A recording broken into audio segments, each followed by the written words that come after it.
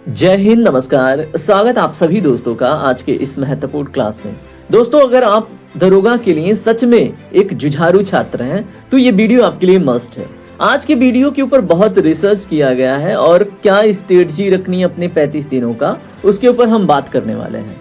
आज के वीडियो में हम देखेंगे आपका जो प्रीवियस ईयर कट ऑफ रहा है कैटेगरी वाइज, उसके बाद देखिए 2019 और 2021 दोनों को देखेंगे और दोनों में लेवल ऑफ कंपटीशन वैकेंसी की तुलना करेंगे और उसके बाद आपको देंगे हम एक टारगेटेड फाइनल कट ऑफ कि आपको अपनी तैयारी कितनी मजबूत करनी है। मेल फीमेल दोनों के लिए तैयार करेंगे। उसके बाद दोस्तों हम बात करेंगे कि जो लेवल ऑफ डिफिकल्टी है क्यों है, इतनी क्यों है। उसके बाद जो पर सीट फाइट है क्यों इतना अधिक है, सारी बातों के ऊपर बात करेंगे। उसके बाद 340 अपना टारगेट सेट करके क्यों चलना है और क्या है असलियत जो वैकेंसी है। उसके बाद एक ग्लिम्स, एक झलक देखेंगे आपकी कैटेगरी वाइज वैकेंसी के ऊपर।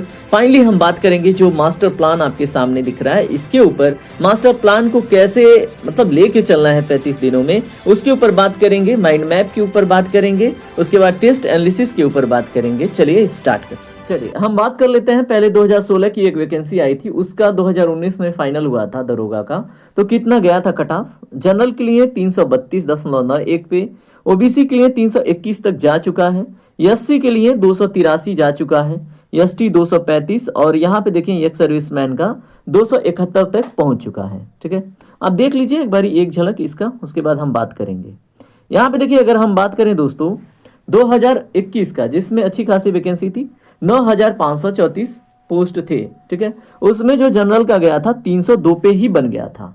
जो अभी आप टेस्ट वोस्ट लगा रहे होंगे तो इतना आ रहा होगा, लेकिन अब नहीं बनेगा। ठीक है, क्यों नहीं बनेगा? क्योंकि वैकेंसी बहुत कम है और फॉर्म बहुत अधिक भरे गए हैं। हम बात करेंगे इसके ऊपर, पहले आप एक बारी देख लीजिए। यहाँ पे देखिए ओबीसी का कितना 287.51 पे बना था।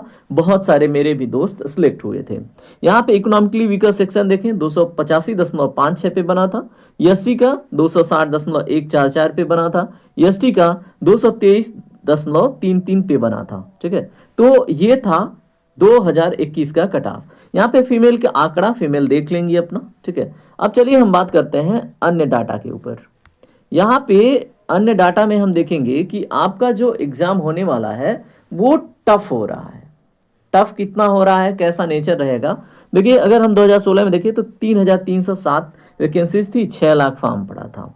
उसके बाद 2021 में लोगों के लिए बहुत अच्छा मौका था, 9,554 वैकेंसी थी और 12 लाख फॉर्म पड़ा था। ठीक है, यहाँ पे देखिए पहले बहुत डिफिकल्ट था, यहाँ पे मॉडरेट हो गया था, लेकिन अभी जो आपके एग्जाम का लेवल होगा वो बहुत ही हार्ड होगा। ठीक है, इतना ध्यान में बिठा लीजिए। 4,543 सीट पे 15 लाख प्लस आपके फॉर्म पड़े हुए हैं। ठीक है, 15 लाख में आप मान के चलिए यही कुछ 3-4 लाख क्या होंगे, सीरियस कैंडिडेट होंगे, बाकी तो यूं ही भर देते हैं। ठीक है, तो ये रहने वाला है आपके पेपर का डिफिकल्टी लेवल। और आपकी जो वैकेंसी आई है कितनी आई है? 4,242 तो डिस्ट्रीब्यूशन है, 4,000 आपका कितना है? 543 टोटल, और 4,242 में जो सिविल पोस्ट है जिस पे आप फाइट कर रहे हो। ठीक है, तो यहाँ पे डिस्ट्रीब्यूशन आप देख लीजिएगा अपने कैटेगरी से। ठीक है, यहाँ पे देख लीजिए जनरल के लिए 1,705 है, ओबीसी के लिए 1,143 है, इकोनॉमिकली वीकर सेक्शन के लिए 422 और एससी के लिए 890 रिजर्व है और एसटी के लिए 82 सीटिंग। ये बात हो रही है आरक्षण की। ठीक है, अब उसमें कैटेगरी वाइज हम आपका देख लेंगे। यहाँ पे देखिए जो आपका लेवल ऑफ कंपटीशन होने वाला है, ठीक है, वो पर सीट कितना होने वाला है वो यहाँ पे देख लीजिए। अगर हम बात करें 9,534 वाले वैकेंसी की, तो यहाँ पे 126 लोग फाइट कर रहे थे एक सीट पे, लेकिन अभी आपका क्या है 330 लोग फाइट कर रहे हैं एक सीट पे। मतलब समझ रहे हो कितना टफ हो गया? बहुत टफ हो गया, यहाँ पे दुगना से भी ज्यादा टफ हो गया है ना। तो ये चीजें आपको जहन में बिठा के रखनी है। जो 35 दिन की स्ट्रेटजी हम आगे प्लान डिस्कस करेंगे। यहाँ पे जो आपको टारगेटेड कट ऑफ लेके चलना है, ठीक है, उससे कम आप अपने माइंड में अपना टारगेट लेके नहीं चलोगे अपने कैटेगरी के हिसाब से। जनरल है तो आप 335 प्लस 345 तक पहुंचिए। ओबीसी 320 से 330 के बीच में मान के चलिए और 330 प्लस अपना कट ऑफ दिमाग में बिठा के चलिए। ठीक है, उसके बाद यहाँ पे इकोनॉमिकली वीकर सेक्शन 315 से 325 के बीच में आएंगे। एससी की बात करेंगे तो 295 से 305 के बीच में। ये अपना माइंड, ठीक है, अपने माइंड में ये टारगेट रखना है कि कम से कम मुझे इतना अचीव करना है, जैसे कम से कम 305, कम से कम 325, कम से कम 330, ये आपकी टेस्ट में रेगुलर आने चाहिए। ठीक है, और कैसे टेस्ट एनालिसिस करना है, क्या करना है, हम बात करेंगे। एसटी है तो 260 से 270 के बीच में फाइनल टारगेट दिमाग में सेट करना है। ठीक है, आपका टोटल मार्क्स कितना है ये तो आपको पता है, माइनस मार्किंग कितना होना ये भी आपको पता है।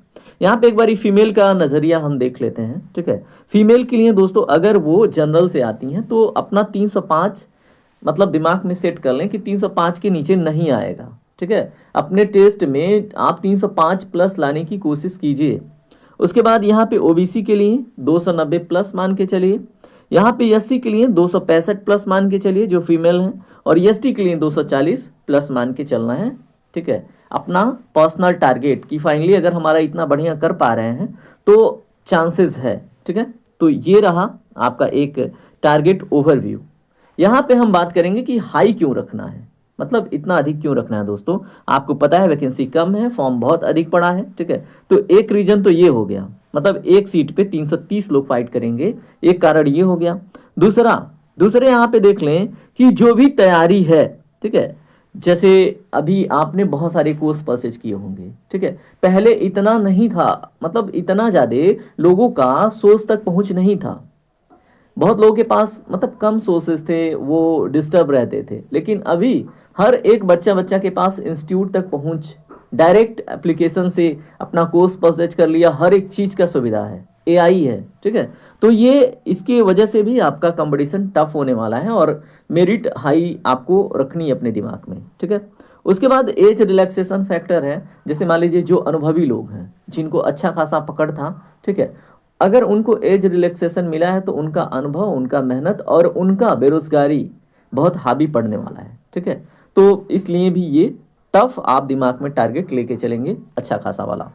अब आपको जैसे मैंने बताया 2019 से लेकर ये जो भी ट्रेंड रहा है, ठीक है, तो उस हिसाब से 2026 में आपको 340 प्लस अपने दिमाग में, ठीक है, एक जैसे मान लीजिए अगर आपने 340 अचीव करना स्टार्ट कर दिया, आप टेस्ट लगा रहे हैं 340 आ रहा है, 340 के आसपास हैं आप। ठीक है, मतलब 340 को अगर आप टच कर रहे हैं तो जो आपका सिलेक्शन है ना वो लगभग आपका 100% में चला जाता है, अगर 340 के आसपास आप अपने टेस्ट में टच कर पा रहे हैं तो। ठीक है, तो आप सहज हो जाएंगे इस विषय से। ठीक है, अब यहाँ पे देखिए कुछ बातें जो आपको मोटिवेट करेंगी उसे आप जान लीजिए। ठीक है, तो यहाँ पे मतलब जो कंपटीशन है वो ज़्यादा हो गया है, इंटेंसिटी बहुत अधिक है। ठीक है, ये तो हमने आपको समझा ही दिया था। यहाँ पे दूसरे पॉइंट में हम समझेंगे जो रियल फाइट है आपकी, ठीक है, वो किन से है। तो दोस्तों जितने जैसे मान लीजिए 330 लोग मतलब एक सीट के लिए दावेदारी करेंगे, लेकिन उसमें 10 से 15% ही होंगे असली फाइटर। ठीक है, उस सीट के लिए बाकी सब तो मतलब ठीक है, मेहनत कर रहे हैं, होगा तो होगा, नहीं होगा तो नहीं होगा वाले हैं। लेकिन उसमें जो 10 से 15% है दोस्तों, वो बहुत सीरियस है उस एक सीट के लिए। ठीक है, तो उसी हिसाब से अपना मतलब तैयारी लेके चलना है। आपका सिलेक्शन का चांस 0.30% का ही रहने वाला है और उसी को अपना 100% बनाना है मेहनत करके। ठीक है, अब यहाँ पे हम आपसे प्लान डिस्कस करेंगे कि 35 दिनों को आप कैसे जिएंगे। ठीक है, अब 35 दिनों में मैं तो आपको कहूँगा कि जो 3 टाइम का भोजन है उसे कम कीजिए। ठीक है, उसके जगह पे ना सप्लीमेंट लीजिए। सप्लीमेंट में आप एनर्जी ड्रिंक होता है ना, एनर्जी ड्रिंक वगैरह। ठीक है, जैसे मैं एडवर्टाइज नहीं करूंगा किसी प्रोडक्ट का, लेकिन हाँ होते हैं, आपको पता होगा। ठीक है, और इनरजाल करके कुछ मेडिसिन होता है, बॉडी में इलेक्ट्रोलाइट्स वगैरह बढ़ा देता है। कॉफ़ी वगैरह यूज़ करते हैं लोग, चॉकलेट वगैरह खाते हैं। तो भोजन कम कीजिएगा 35 दिनों में। ठीक है, जो मैं आपको प्लान डिस्कस कर रहा हूँ इस हिसाब से आप पर डे, ठीक है, पर डे आप जो भी मतलब जिनको लग रहा है कि अभी उनकी तैयारी बहुत इनकम्प्लीट है, 35 दिन भी बहुत पर्याप्त हो जाएंगे आपके लिए।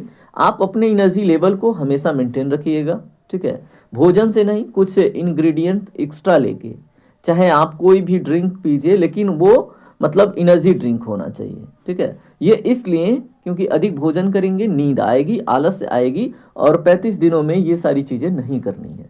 ठीक है, आप 35 दिनों में कम से कम अपने ऊपर 15 घंटे पर डे का खर्च कीजिए पढ़ाई के लिए, अपने लक्ष्य के लिए। ठीक है, उन 15 घंटों में दोस्तों आपको सिर्फ और सिर्फ अपने टारगेट के बारे में ही काम करना है।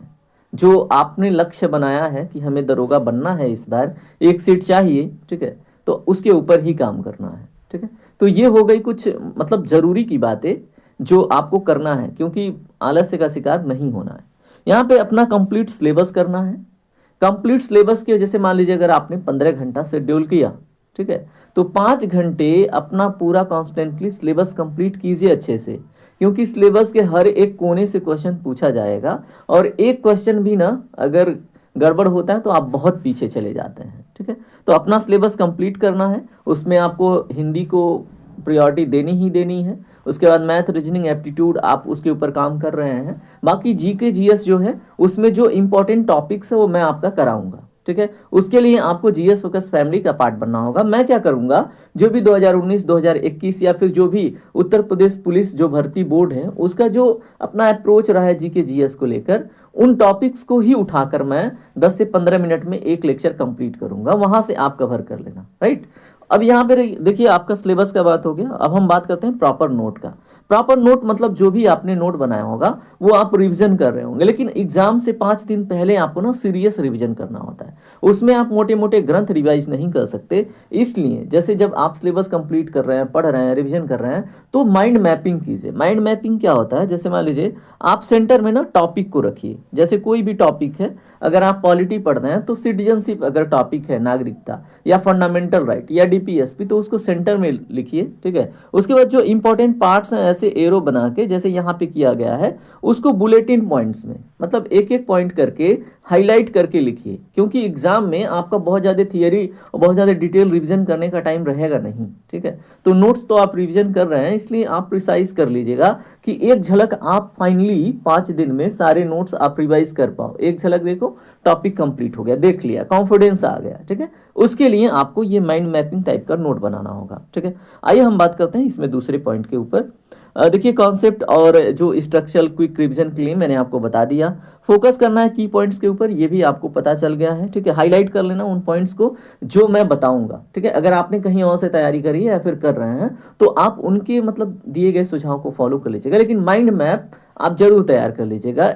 जैसे जो अभी आपके सामने से ये 30 दिन गुजरेंगे ना, ये बहुत ही जल्द गुजर जाएंगे, लेकिन इसमें 15 घंटे दोस्त कम से कम अपने ऊपर दीजिए, ठीक है। कम से कम 15 घंटे अपने लक्ष्य के लिए सिर्फ डेडिकेटली पढ़ाई। अगर आपको लगता है कोई भी डिस्ट्रक्शन है, कोई भी, चाहे फलाना चाहे फलानी, आप उनको ब्लॉक भी कर सकते हैं, ठीक है। आप मना लेना, अगर वो आपके सच्चे दोस्त या हित रिश्तेदार हैं तो मना लेना, ठीक है।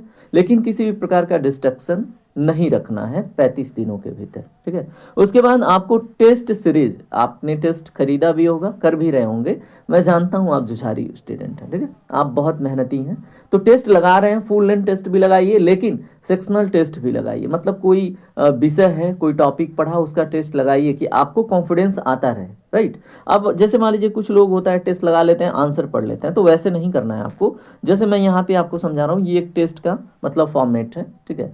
तो ऐसे मान लीजिए आपका क्वेश्चन नंबर 1 ठीक हुआ, क्वेश्चन नंबर 2, क्वेश्चन नंबर 3 ठीक हो रहा है, और ये उन टॉपिक से क्वेश्चन आ रहे हैं आपके टेस्टों में जो आपका अच्छे से तैयार है, तो मेहनत तो उसके ऊपर तो करना ही नहीं भाई।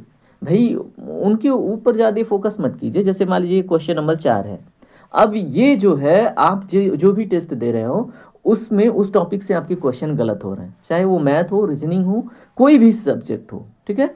वहां पे आपको रुकने की आवश्यकता होगी कि अगर मैं इस टॉपिक का क्वेश्चन सॉल्व नहीं कर पा रहा हूं तो उस टॉपिक के ऊपर, जैसे 15 घंटा का जो आपने टारगेट सेट किया ना, उसमें कम से कम 2 से 3 घंटे उसके ऊपर काम करने हैं, ठीक है। कि जहां जहां कमजोरियां हैं उन्हें ढूंढना है, उन्हें अलग से ही लिख लीजिए, अलग से ही उसके ऊपर मेहनत कीजिए, ठीक है। ये करने के बाद आप अपना, जैसे मान लीजिए 5 घंटा आपने अपने सिलेबस पे लगा दिया कि 5 घंटे में सिलेबस कंप्लीट करनी है, उसमें 3 घंटा अपने कमजोरियों को दूर कर लिया, 8 घंटे हो गए।